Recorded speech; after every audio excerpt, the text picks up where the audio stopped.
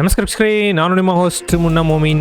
ಹೇಗಿದ್ದೀರಾ ನೀವು ವೀಕ್ಷಕರೇ? ನಾನು ಮತ್ತೊಮ್ಮೆ ಇನ್ನೊಂದು ಉದ್ಯೋಗ ಮಾಹಿತಿಯೊಂದಿಗೆ ಈಗ ಪ್ರಕಟವಾಗಿದ್ದೇನೆ. ನಿಮಗೆ ಇಲ್ಲಿ ನೋಡಿ, ಡಿಗ್ರಿ ಪಾಸ್ ಆದವರಿಗೆ ಬ್ಯಾಂಕ್ ಆಫ್ ಬರೋಡಾ ವತಿಯಿಂದ ಒಂದು ಅಪ್ರೆಂಟಿಸ್ ಒಂದು ಟ್ರೈನಿಂಗ್ ಆಗಿ ಅರ್ಜಿಗಳನ್ನ ಕರೆದಿದ್ದಾರೆ. ಬ್ಯಾಂಕ್ ಆಫ್ ಬರೋಡಾನ ಇದೊಂದು ಅಫಿಷಿಯಲ್ ವೆಬ್ಸೈಟ್ ನಲ್ಲಿ ಇದೊಂದು ಆರ್ಟಿಕಲ್ ಇಲ್ಲಿ ಪಬ್ಲಿಷ್ ಆಗಿದೆ ನೋಡಿ. ಅಡ್ವರ್ಟೈಸ್ಮೆಂಟ್ ಫಾರ್ ಅಪ್ರೆಂಟಿಸ್ಶಿಪ್ ಅಂತ. ಬನ್ನಿ, ಏನೇನು ಯಾವೆಲ್ಲ ಹುದ್ದೆಗಳಿಗೆ ಅರ್ಜಿಗಳನ್ನ ಇಲ್ಲಿ ಕರೆದಿದ್ದಾರೆ ಎಂಬುದರ ಬಗ್ಗೆ ವಿಡಿಯೋನಲ್ಲಿ ಕಂಪ್ಲೀಟ್ ಮಾಹಿತಿ ತಿಳಿಯೋಣ. ಇನ್ನೂವರೆಗೆ ನಮ್ಮ ಚಾನಲ್ಗೆ ಅವರು ಸಬ್ಸ್ಕ್ರೈಬ್ ಮಾಡಿಲ್ಲ, ಮುಂದೆ ಬರುವ ಎಲ್ಲ ಸರ್ಕಾರಿ ಉದ್ಯೋಗ ಮಾಹಿತಿ ಪಡೆಯಲು ಈಗಲೇ ನಮ್ಮ ಚಾನೆಲ್ಗೆ ಸಬ್ಸ್ಕ್ರೈಬ್ ಆಗಿ ಮತ್ತೆ ತಪ್ಪದೇ ಈ ವಿಡಿಯೋಗೆ ಲೈಕ್ ಮಾಡೋದನ್ನ ಮರೆಯಬೇಡಿ. ವೀಕ್ಷಕರೇ, ಇಲ್ಲಿ ನೋಡೋದಾದ್ರೆ ನೋಡಿ, ಬ್ಯಾಂಕ್ ಆಫ್ ಬರೋಡಾ ವತಿಯಿಂದ ಒಂದು ಅಪ್ರೆಂಟಿಸ್ ಒಂದು ಟ್ರೈನಿಂಗ್ ಆಗಿ ಅರ್ಜಿಗಳನ್ನ ಇಲ್ಲಿ ಕರೆದಿದ್ದಾರೆ.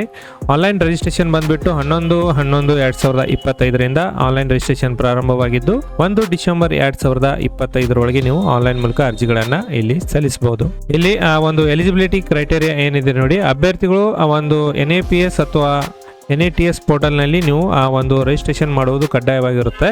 ಮಿನಿಮಮ್ ಏಜು 20 ವರ್ಷ ಮತ್ತು ಮ್ಯಾಕ್ಸಿಮಮ್ ಏಜು 28 ವರ್ಷ.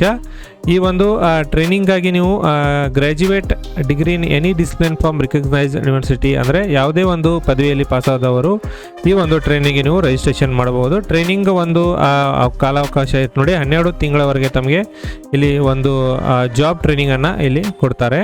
ಒಂದು ಬ್ಯಾಂಕ್ ಆಫ್ ಬರೋಡಾ ವತಿಯಿಂದ ಈ ಒಂದು ಟ್ರೈನಿಂಗ್ನಲ್ಲಿ ಯಾವೆಲ್ಲ ಸೀಟ್ಗಳು ಇಲ್ಲಿ ಖಾಲಿವೆ ನೋಡಿ. ಕರ್ನಾಟಕದಲ್ಲಿ ನೋಡೋದಾದರೆ 440 ಸೀಟ್ಗಳಿಗೆ ಇಲ್ಲಿ ಒಂದು ಟ್ರೈನಿಂಗ್ ಅನ್ನು ಕೊಡ್ತಿದ್ದಾರೆ.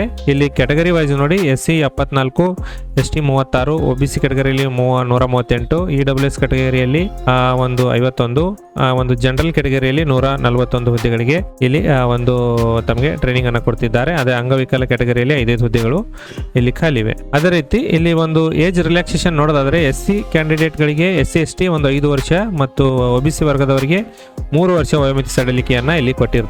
ಅರ್ಜಿ ಸಲ್ಲಿಸಲು ನೋಡಿ, ನೀವು ಈ 2 ವೆಬ್ಸೈಟ್ಗೆ ಹೋಗಿ ಮೊದಲು ನೀವು ರಿಜಿಸ್ಟ್ರೇಷನ್ ಮಾಡ್ಕೋಬೇಕಾಗುತ್ತೆ. ಇಲ್ಲಿ ರಿಜಿಸ್ಟ್ರೇಷನ್ ಮಾಡಲು ತಮಗೆ ಯಾವೆಲ್ಲ ಒಂದು ಡಾಕ್ಯುಮೆಂಟ್ಸ್ಗಳು ಬೇಕಾಗುತ್ತೆ ನೋಡಿ.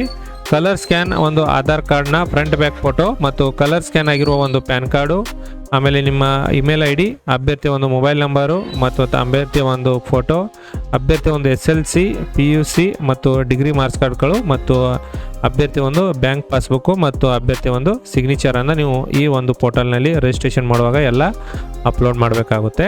ಅಭ್ಯರ್ಥಿಗಳಿಗೆ ಸೆಲೆಕ್ಷನ್ ಹೀಗಿರಲಿ ನೋಡಿ. ಅಭ್ಯರ್ಥಿಗಳಿಗೆ ಒಂದು ಆನ್ಲೈನ್ ಎಕ್ಸಾಮಿನೇಷನು, ಡಾಕ್ಯುಮೆಂಟ್ ವೆರಿಫಿಕೇಷನು ಮತ್ತು test of local language of the state ಅಂತ ಕೊಟ್ಟಿದ್ದಾರೆ. 3 ಹಂತದಲ್ಲಿ ಇಲ್ಲಿ ನೇಮಕಾತಿ ನಡೀತಾ ಇದೆ. ಆನ್ಲೈನ್ ಎಕ್ಸಾಮಿನೇಷನ್ ಸಂಬಂಧಿಸಿದಂತೆ ನೋಡಿ, ಜನರಲ್ ಅವೇರ್ನೆಸ್ 25 ಅಂಕಗಳು, ಒಂದು ಕ್ವಾಂಟಿಟೇಟಿವ್ ಅಪ್ಡೇಟ್ ಮತ್ತು ರಿಸರ್ಚ್ ಒಂದು ರೀಸನಿಂಗ್ ಅಪ್ಡೇಟ್ 25 ಅಂಕಗಳು, ಕಂಪ್ಯೂಟರ್ ನಾಲೆಜ್ ಸಂಬಂಧಿಸಿದಂತೆ 25 ಅಂಕಗಳು, ಅದೇ ರೀತಿ ಜನರಲ್ ಇಂಗ್ಲಿಷ್ 25 ಅಂಕಗಳು. ಟೋಟಲು 60 ನಿಮಿಷ ಒಂದು 100 ಕ್ವಶನ್ಗಳನ್ನು ಬಿಡಿಸಲು ತಮಗೆ 60 ನಿಮಿಷ ಒಂದು ಆನ್ಲೈನ್ ಪರೀಕ್ಷೆಗಳನ್ನು ಇಲ್ಲಿ ನಡೆಸಲಿದ್ದಾರೆ. ಈ ಒಂದು ಅಪ್ಲಿಕೇಶನ್ಗೆ ನೀವು ರಿಜಿಸ್ಟ್ರೇಷನ್ ಮಾಡ್ಕೋಬೇಕಾದ್ರೆ ಅಪ್ಲಿಕೇಶನ್ ಫೀಸ್ ಎಷ್ಟು ಕಟ್ಟಬೇಕು ನೋಡಿ.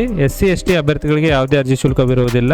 ಇಲ್ಲಿ ಅಂಗವಿಕಲ ಅಭ್ಯರ್ಥಿಗಳಿಗೆ 400 ರೂಪಾಯಿಗಳನ್ನು ಪಾವತಿ ಮಾಡಿ ನೀವು ಅರ್ಜಿಗಳನ್ನು ಇಲ್ಲಿ ನೀವು ಸಲ್ಲಿಸಬಹುದು. ಅದೇ ರೀತಿ ಜನರಲ್ EWS ಮತ್ತು OBC ಕ್ಯಾಂಡಿಡೇಟ್ ನೋಡಿ 800 ರೂಪಾಯಿಗಳನ್ನು ಪಾವತಿ ಮಾಡಿ ಈ ಒಂದು ರಿಜಿಸ್ಟ್ರೇಷನ್ ಅನ್ನ ಇಲ್ಲಿಂದ ನೀವು ಮಾಡ್ಕೋಬಹುದು.